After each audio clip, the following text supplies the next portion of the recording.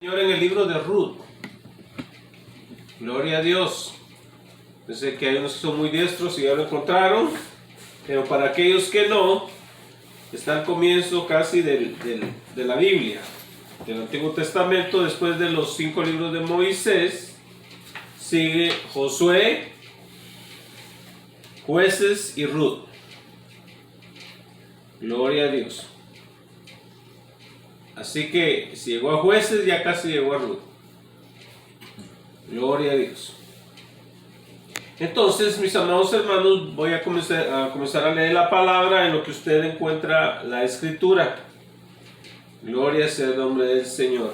Y para ampliar el panorama, esta historia se dio en el periodo de los jueces. O sea, el libro de Ruth, se puede decir, se dio dentro del libro de los jueces. Amén. Gloria sea el nombre del Señor. Esa era la historia. Era cuando el pueblo de Israel no tenía reyes, sino que de tiempo en tiempo Dios levantaba una persona que sojuzgaba al pueblo de Israel. Amén. Y impartía la ley. Amén. O juzgaba al pueblo. Gloria sea el nombre del Señor. Bueno, así comenzamos la escritura en el nombre de nuestro Señor Jesucristo. Y leemos del 1 al 5. Vamos a ir estudiando en trozos, en secciones.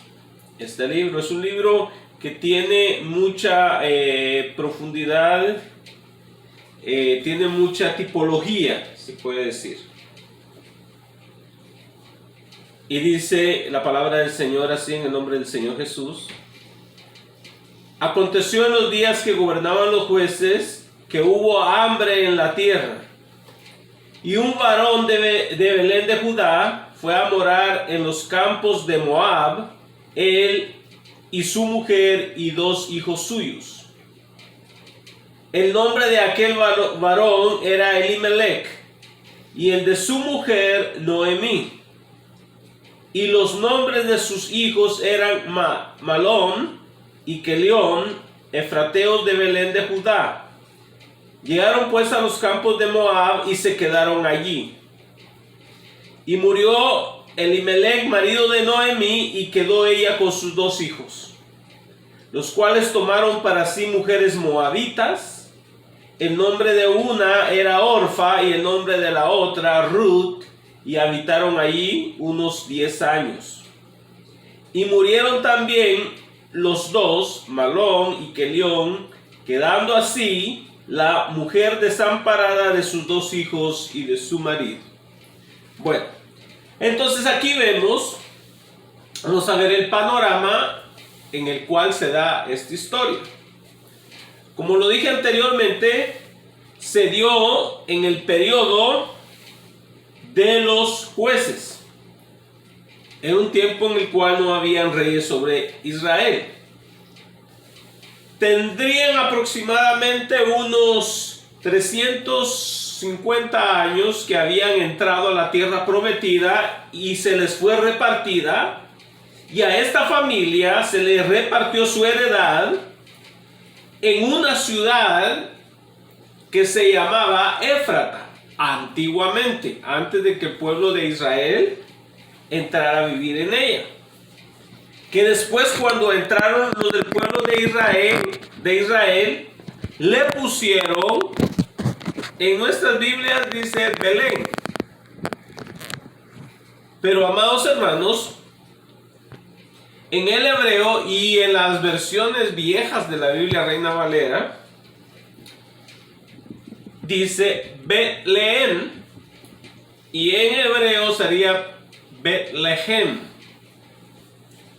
Entonces, ese nombre que le pusieron los hebreos de Betlehem significa casa de pan, o la casa del pan.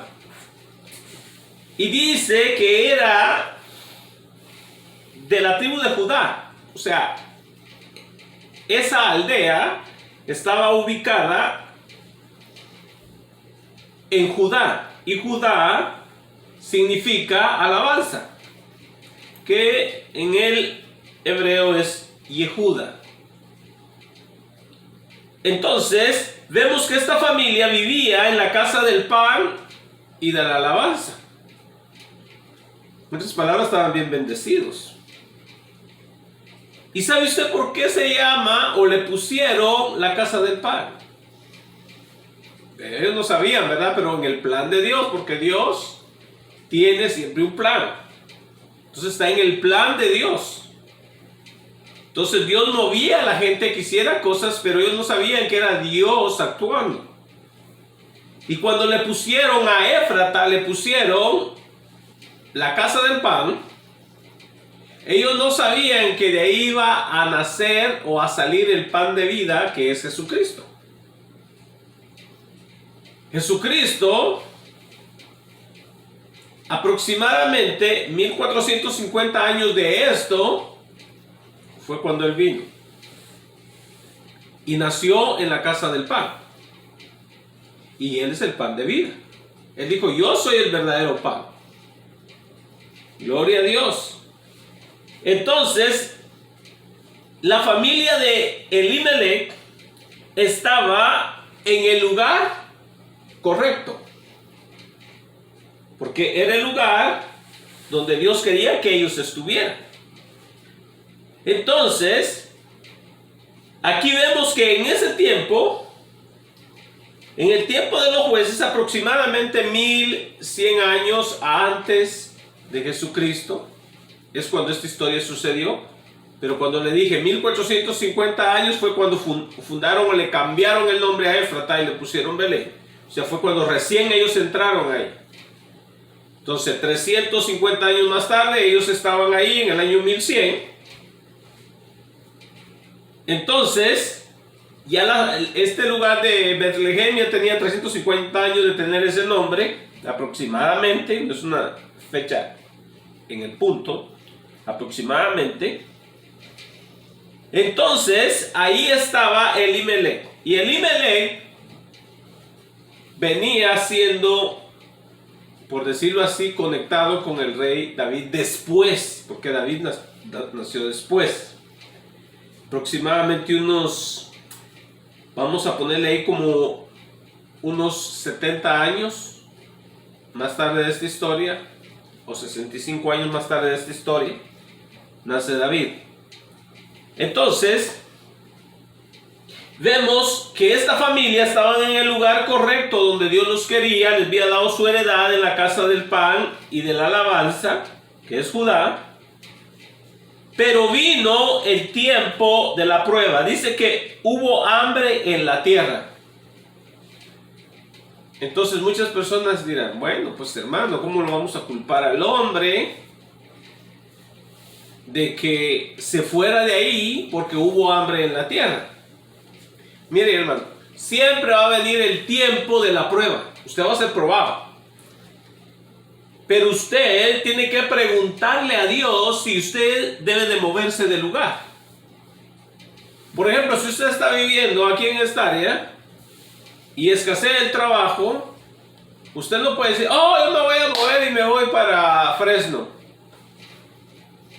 Usted no puede hacer eso. Como cristiano no puede hacer eso. Usted tiene que primero consultarle al Señor, decirle, Señor, ¿es tu voluntad de que yo me mueva o nomás me largo, nomás me voy? No. Dios no quiere que usted se mueva así nomás. Usted tiene que consultarle al Señor primero. Usted tiene que decirle, Señor, ¿es tu voluntad de que yo me mueva a Fresno?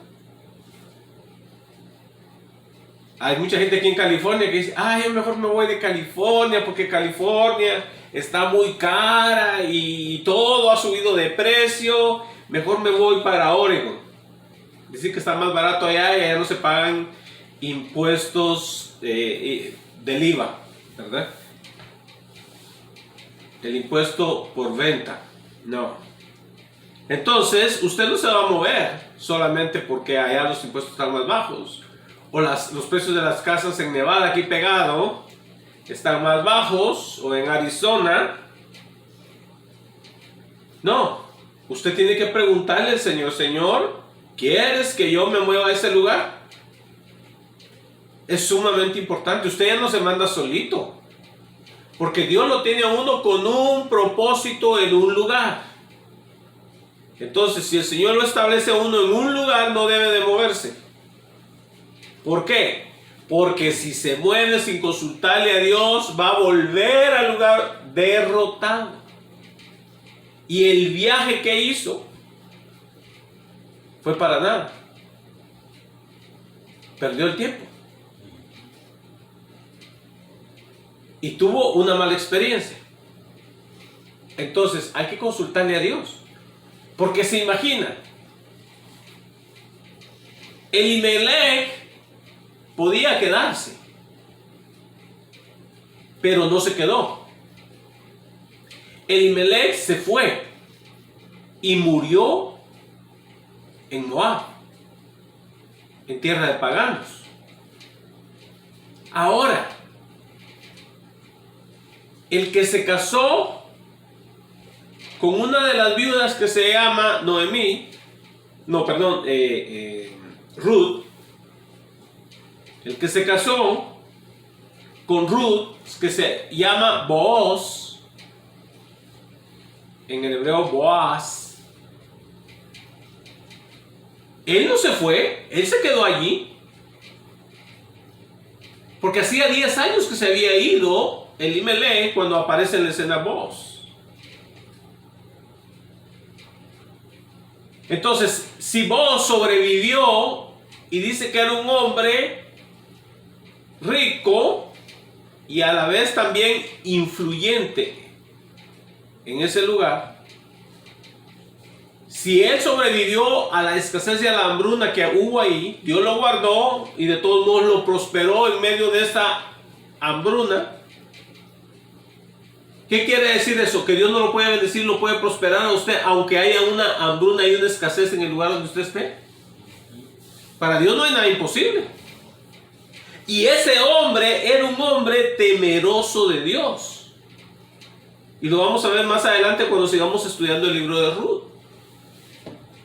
Entonces aquí hay varias cosas que debemos de desenterrar. Fíjese. Dice el versículo 2, el nombre de aquel varón era Elimelech. ¿Usted lo separa ese nombre? Eli y Melech. Pero Elimelech es una traducción, es una transliteración al español. En el hebreo es Eli Melech. La palabra Melech significa rey. Y Eli significa mi Dios. Entonces el nombre de él significa mi Dios es rey. Ahora la pregunta ¿es en verdad Dios el rey de tu vida? ¿O nada más tienes el nombre nomás? Porque recuerda, tú eres cristiano. Ahora, si te llamas cristiano y dice yo soy cristiano, esto quiere decir que ahora Jesucristo es el rey de tu vida. Es el que te manda. Tú no te mandas solo. Has sido comprado y eres propiedad de alguien. Ese alguien se llama Jesucristo. Ahora, ¿te vas a mover tú solo sin consultarle a Dios? Es la pregunta. Hay enorme cantidad de cristianos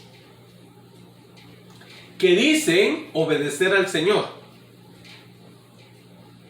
Y sí lo obedecen, pero únicamente cuando es conveniente. Y eso no es así. No es solamente cuando es conveniente. No, es obedecerlo al Señor aunque me cueste. Porque a veces va a haber un costo cuando uno decide obedecer a Dios y no obedecer a sus deseos. Hay un costo. A veces es un costo de esfuerzo y a veces es un costo monetario. Entonces, pero tú tienes que estar dispuesto a pagar el precio por ser obediente en todo al Señor. Como cuando Dios a través de Moisés le mandó a Josué. Le dijo que iba a guardar todo el libro de la ley, porque ellos estaban bajo la ley. Entonces ellos tienen que guardar la ley. Le dijo, cuando guardes todo lo que dice este libro, entonces vas a prosperar.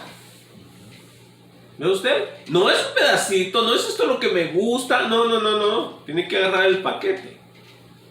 ¿Verdad? Pero hoy en día, la gran mayoría del creyente, ¿sabe qué? Dice, oh, yo soy cristiano.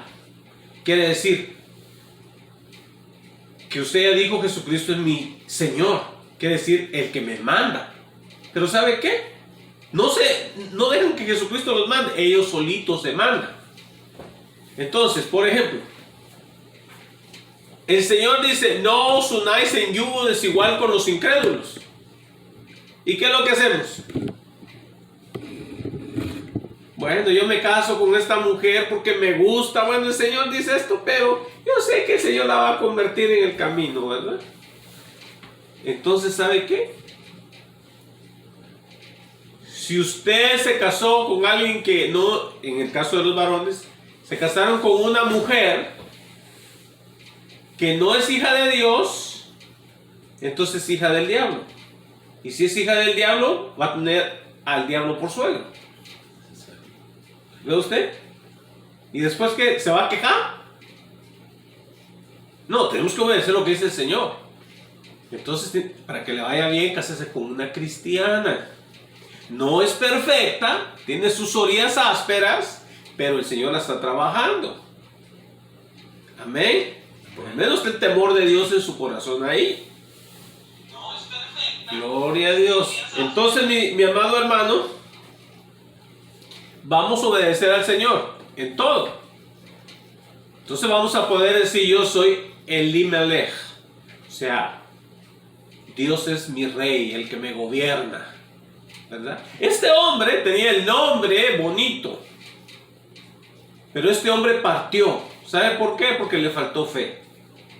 Él no le creyó a Dios que en la casa del pan y de la alabanza Dios lo iba a cuidar y le iba a proveer. No, él dudó. Él dijo, aquí me voy a morir yo de hambre, mejor nos vamos para Moab.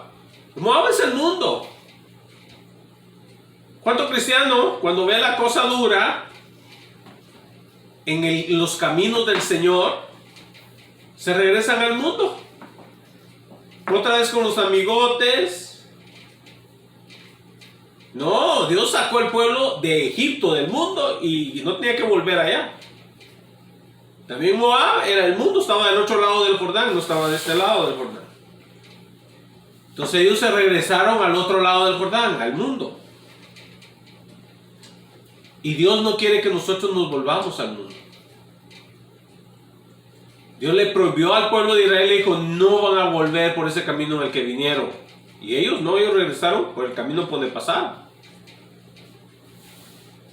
Cuando venían hacia la tierra prometida, pasaron por Moab, tuvieron conflicto con Moab. Hasta los moabitas los hicieron pecar ahí, en el camino. Pero luego entraron a la tierra de Canaán, la tierra prometida.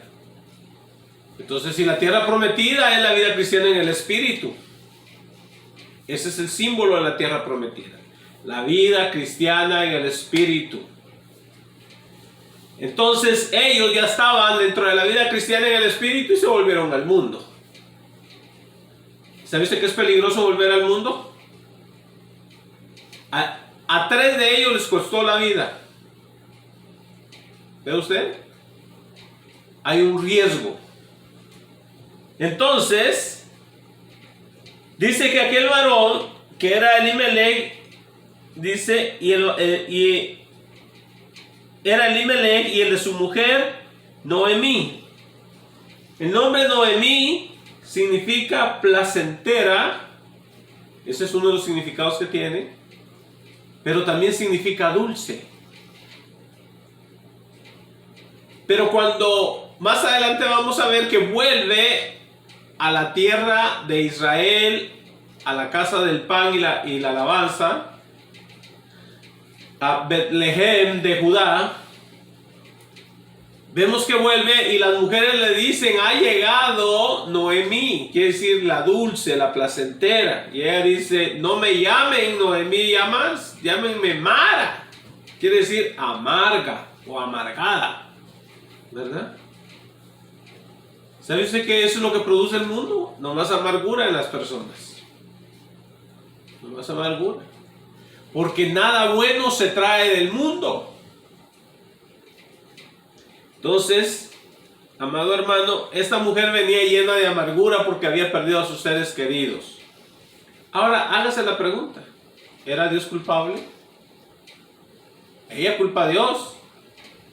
Dice que Dios la hizo así, o sea, la puso amarga porque se fue al mundo. No, no fue Dios. Fue su desobediencia. ¿Ve usted? Entonces tiene que haber obediencia en uno si uno no quiere terminar amargado. Hay muchos que se dicen cristianos que andan en el mundo ahorita y dicen, oh, no, yo ya probé esas cosas de la iglesia y del cristianismo, dicen, ¿verdad? Y a mí no me funcionó y ahí andan en el mundo. Pero ¿sabe qué? Esas personas nunca fueron salvas. Pensaron que eran salvas, pero no eran salvas. Porque el que ha probado la benignidad de Dios sabe que Dios es bueno. Decía el salmista, y para siempre su misericordia. Y Dios es un Dios justo y no hay injusticia en él, dice el Salmo 11, versículo 7. Dios es justo y en él no hay injusticia.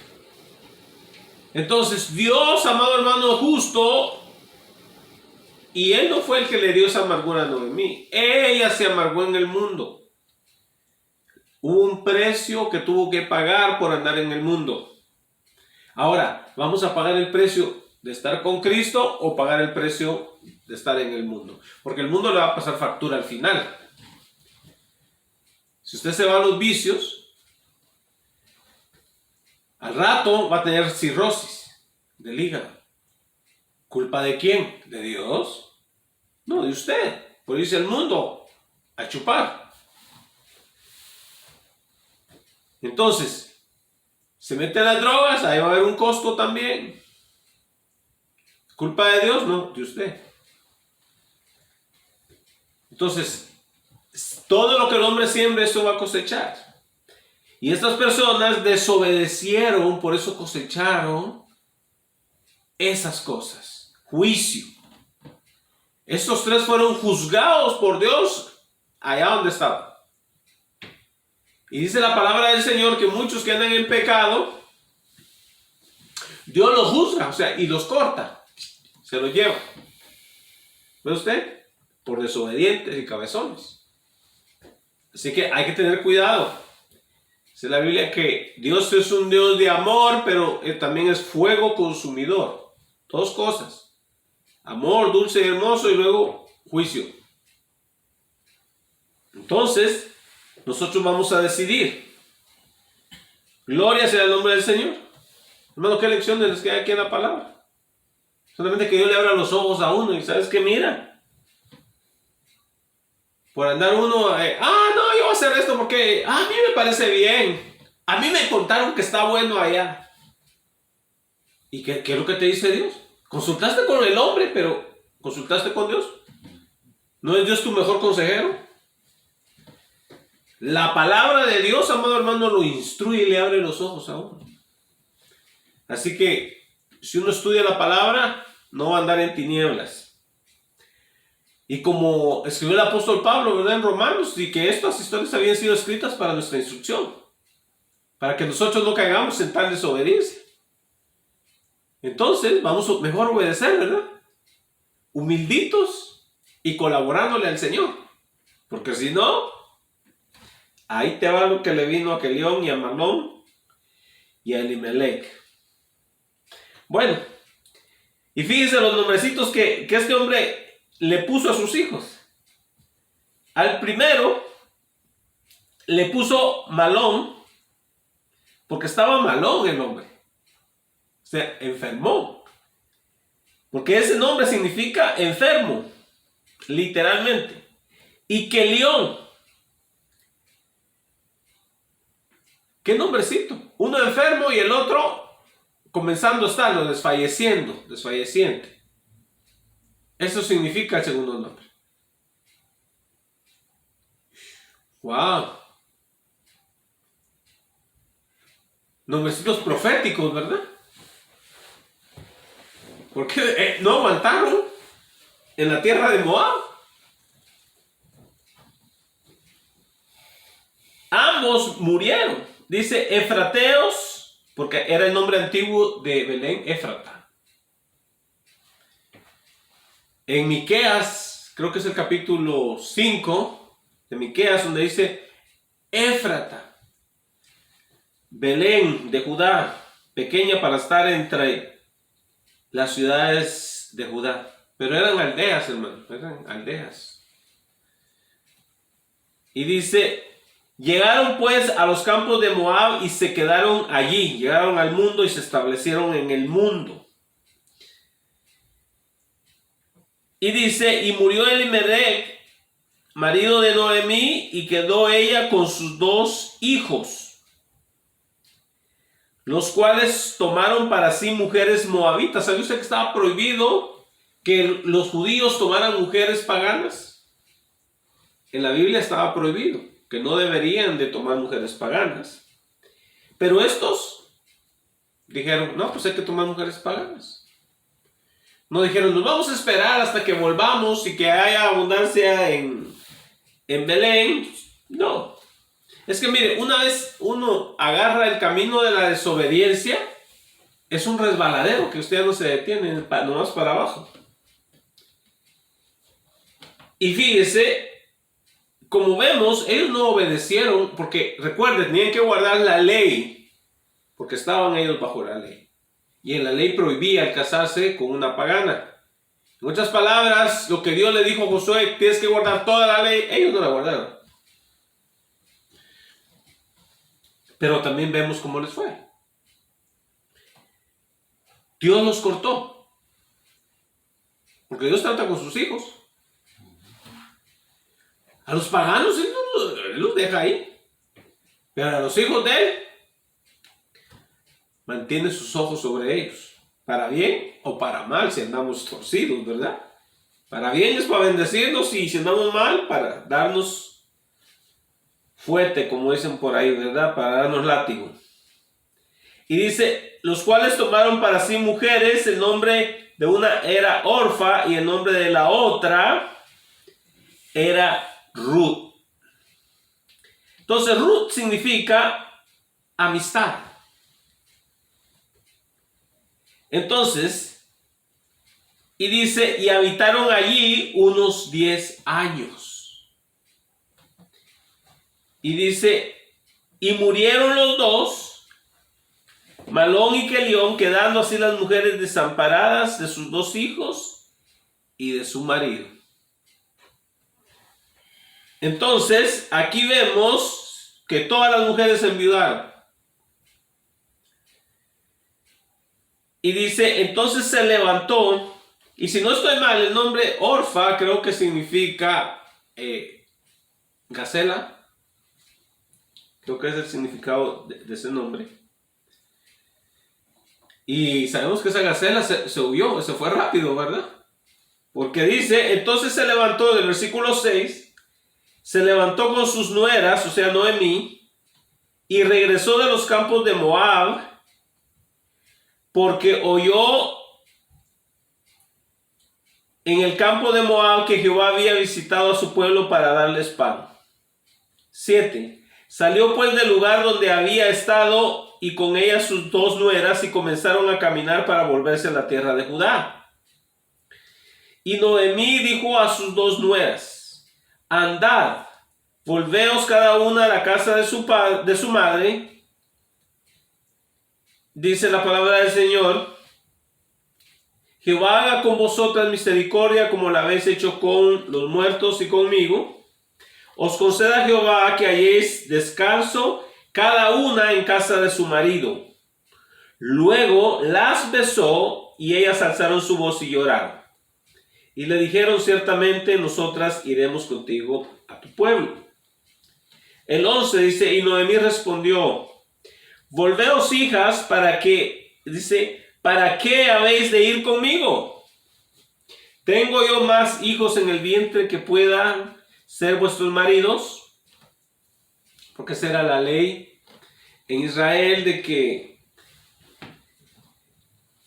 las viudas deberían de casarse con los hijos que quedaran bueno, en este caso, si Ruth tenía más hijos, deberían ellas de casarse con los hijos que ella tuviera, pero Noemí ya no tenía más hijos. Entonces las muchachas no podían casarse con alguien porque ya no tenían más hijos, excepto familiares allá en Belén. Porque si no tenía hijos, el familiar más cercano a ella podía redimir la herencia que tuvieran dejado los difuntos.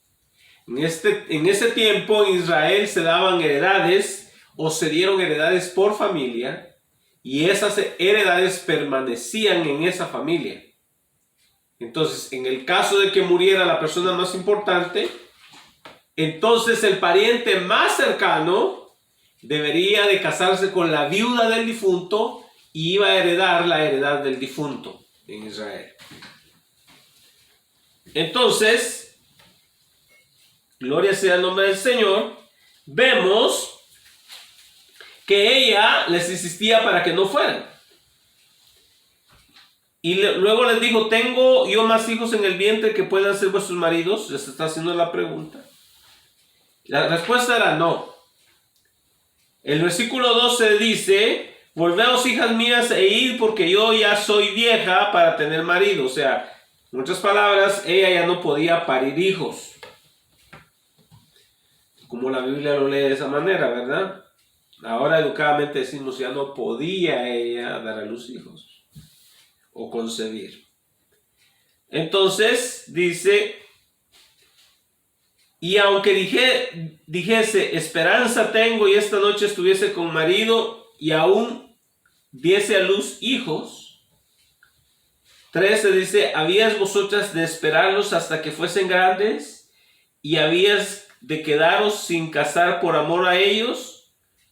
No, hijas mías, que mayor amargura tengo yo que vosotras, pues la mano de Jehová ha salido contra mí. Recuerden, no era la mano de Jehová contra ella. Eran consecuencias de su desobediencia. Siempre va a haber consecuencias a la desobediencia. ¿Y uno va a culpar a Dios? No, son consecuencias porque hay leyes que no se deben de violar. Y cuando se violan hay un costo que pagar. Así de sencillo. Entonces, usted no diga, oh, mire, yo voy a pecar y voy a hacer esto. Y no van a haber consecuencias. No, van a haber consecuencias. Siempre hay consecuencias. Y si uno va a desobedecer, tiene que estar dispuesto a pagar el costo. Hay un costo que pagar. Y a veces no nos gusta el costo, ¿verdad? Entonces,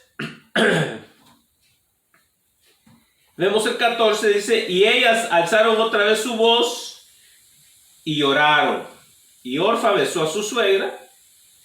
O sea, se despidió. En otras palabras.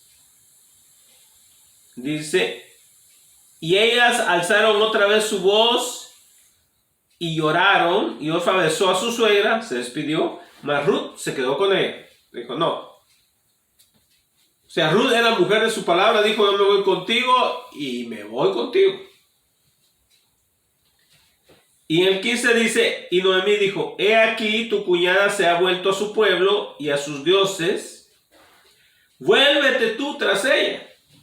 O sea, en otras palabras, Orfa seguía siendo pagana. Se volvió a sus dioses, ¿verdad? Como que si nunca hubiera conocido a un varón que había conocido a Jehová de los ejércitos. Ellos venían de una tierra que adoraban a Dios. O sea, Noemí y sus hijos y su marido eran procedentes de Israel, donde el rey era Jehová de los ejércitos. Y vemos que en el tiempo en que estuvieron casados, Orfa no se convirtió. Disculpen.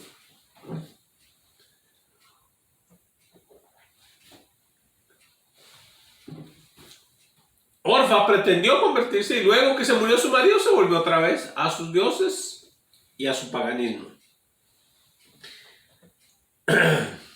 16. Respondió Ruth: no me ruegues que te deje y me aparte de ti, porque a donde quiera que tú fueres iré yo, y donde quiera que vivieres viviré. Tu pueblo será mi pueblo y tu Dios mi Dios. Donde tú murieres moriré yo, y allí seré sepultada. Así me haga Jehová y aún me añada, que solo la muerte hará separación entre nosotras dos. ¿Se imagina usted con esas palabras? ¿Qué más le podía decir Noemí? Esta mujer estaba completamente entregada a Dios. Esta mujer había tomado a Dios en serio. Amado hermano, ojalá y así todos los cristianos fuéramos así, ¿verdad? Determinados. O sea, completamente firmes en el Señor. Sin dudar, ni siquiera una sombra de duda. Gloria a Dios. Fíjese, la otra había fingido todas las lágrimas y todo lo demás, pero ya a la hora de la hora, goodbye, see you later. Hasta la vista. Como dicen los hermanos mexicanos, hasta las próximas pizcas. No. Esta mujer completamente se había convertido al Dios de Noemí, la hermana Ruth. Gloria a Dios. Gloria al Señor. ¿Y sabe usted por qué? Aquí le voy a adelantar un poquito. Ruth tipifica a la pagana convertida al Señor. Quiere decir la iglesia. La iglesia es la pagana, porque antes todos nosotros, los gentiles, éramos paganos, porque si usted no es israelita, es un pagano. Entonces, nosotros ahora, que somos cristianos, nuestros ancestros eran paganos. Ya fueran españoles o indios, o negros, o lo que sea, chinos, lo que sea. Y los que estamos mezclados de todo ahí, ¿verdad? Ya seremos de paganos. Pero ¿sabe qué? Ahora convertidos a Cristo. Gloria a Dios, somos la iglesia del Señor. Y Noemí simboliza a Israel. Porque viene Ruth y entra en la escena y Noemí es puesta a un lado. No es quitada. Noemí es puesta a un ladito. Porque entró en escena la iglesia gentil. Gloria a Dios. Es la convertida al Dios de Noemí.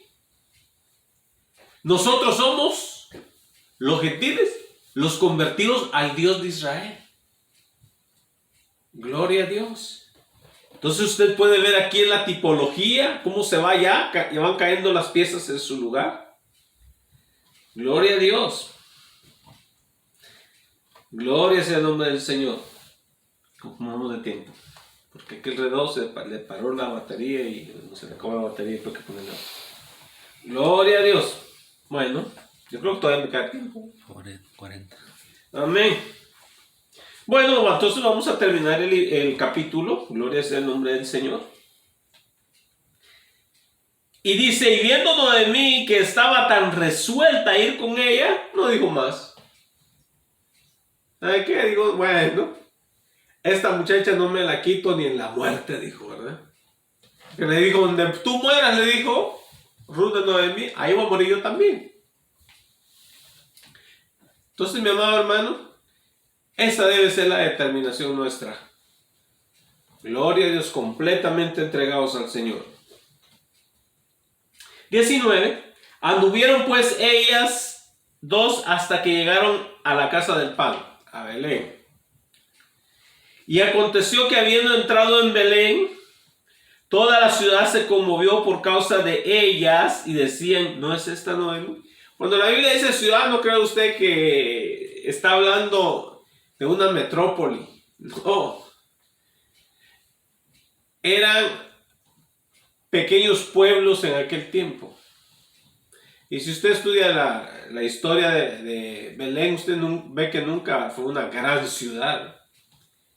Sería quizás a máximo un lugar de unas 5,000 personas en aquel tiempo. En el tiempo de hoy sí quizás llegará a unas, no sé, no he investigado, pero yo pienso que hay que tener desde unas 50,000 personas, ¿verdad? No más de 100,000. Bueno. Y dijo, gloria sea el nombre del Señor. Dice, toda la ciudad se conmovió por causa de ellas y decían, ¿no es esta Noemi? 20. Y ella le respondía, no me llaméis Noemi, no me llamen placentera, no me llamen dulce. Digo, sino llamadme Mara, quiere decir amarga. Dice, porque en grande amargura me ha puesto el Todopoderoso, ¿no es cierto? Sus decisiones fueron los que la llevaron a eso. Pero usted ve, siempre uno quiere buscarle la culpa a alguien. Uno de ser humano no se hace responsable de sus decisiones. Siempre quiere culpar a alguien, ¿verdad? Nunca dice, yo soy responsable por lo que sucedió. No, dice, es que él me provocó, por eso le pegué, ¿verdad? Y a veces los varones que actúan impíamente dicen, es que le pegué a ella porque ella me provocó. Llega la policía, ¿por qué le pegó? Es que ella me provocó. No, cada quien es responsable de sus propios actos. Ella puede provocar todo lo que quiera, pero yo no voy a responder. Simple y sencillamente. Pero cuando me dejo llevar por la carne, entonces voy a responder. Y después tengo que pagar las consecuencias cuando me tengan mirando cuadriculado en la cárcel del condado. ¿Ve usted? Entonces, tiene que hacerse uno responsable de sus propios actos. Ahí es donde comienza la persona de integridad. Hay que ser dueño de nuestros propios actos o hechos. Amén. Gloria a Dios. No eche la culpa a otra gente.